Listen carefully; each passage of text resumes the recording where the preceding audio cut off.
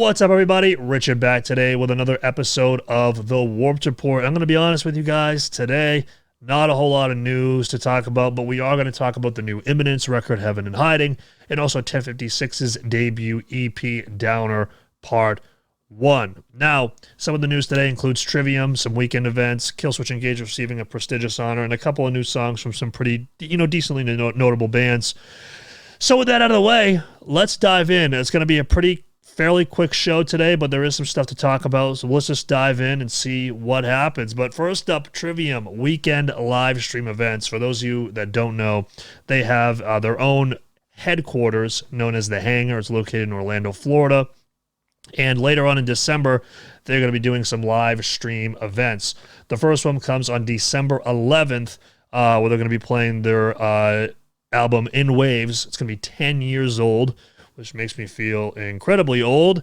But they're going to be doing that December 11th, live stream, including Fit for an Autopsy is the pre-show. And then the following week on December 18th, they will have What the Dead Men Say, and In the Court of the Dragon with Fit for an Autopsy as well.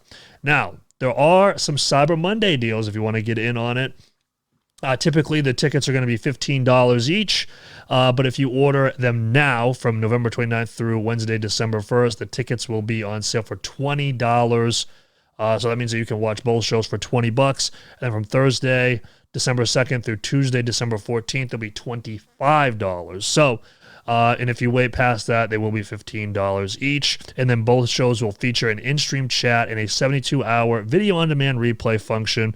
Meet and greets are available, and also you can enter to win a guitar from the Hangar Vault when you purchase a ticket to the live stream. So some really cool stuff coming from the Trivium camp. Of course, these guys, they've been around for a little while now, but they're still fairly young because, they got their start very early on.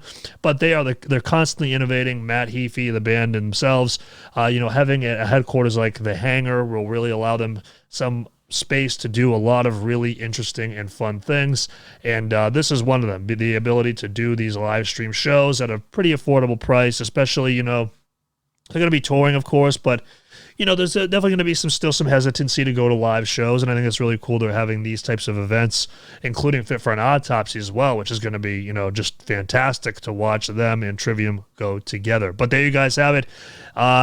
Trivium live stream events, so December 11th and the 18th, get your tickets now and go watch that. But next, Killswitch Engage have gone platinum with their album As Daylight Dies. And for those of you unaware, when you go platinum, that means that you have sold in excess of 1 million copies. Now, their record As Daylight Dies came out in 2006, but this is also another album that they had. It didn't quite go platinum yet, but their 2004 full-length, The End of Heartache, was certified gold in 2007,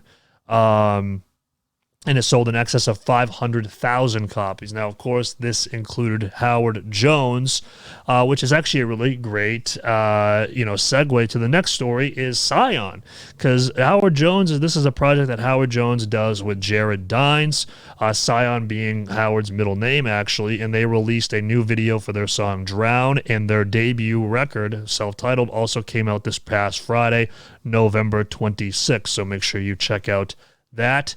And then we also have Betraying the Martyrs vocalist or ex-vocalist Aaron Matz and his band 1056, including guys from Uneven Structure, Cadenia, Novelists, you name it. This is a super group, a band that I have just been a massive fan of ever since they debuted.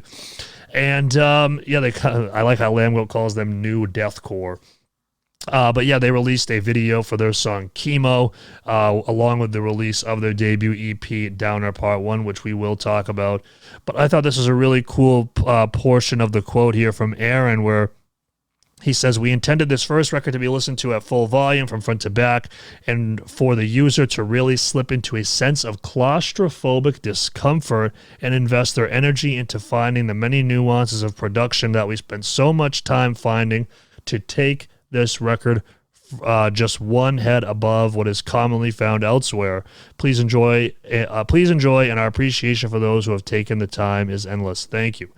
Yeah, so if you guys want to, there's a new music video for 1056 music. It's for their song Chemo, so check that out. And then lastly, before we talk about Downer Part 1 and the new Imminence record, Last 10 Seconds of Life released their new single Invictus Unto Fire, which was shot by my guy Eric DiCarlo, who did some work for True Shot. Actually, he did 2 videos, I believe, for us.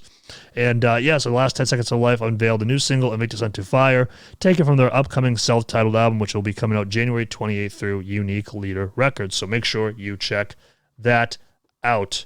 But now, let's first talk about the new Imminence record, Heaven and Hiding. I just did that album reaction today, so it's very fresh in my mind. I got to be honest with you guys. I thought it was pretty okay. I didn't really think it was anything that groundbreaking. Here's the thing, right? I think Eddie, their vocalist, is fantastic, but there was a lot of sameness in terms of the vocals.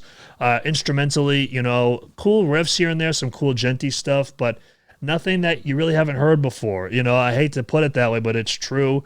The songs were beautifully composed. I thought the composition was great on the songs, but I thought the production left a lot to be desired. I thought that there wasn't a lot of oomph on the drops.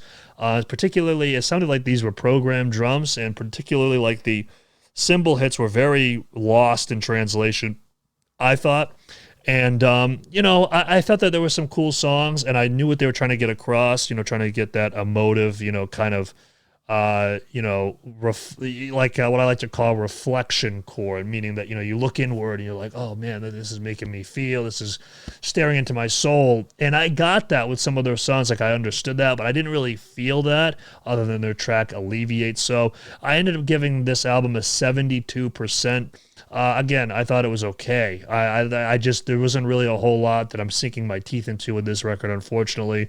And this will not be, a top 10 album for me. I thought it was fine.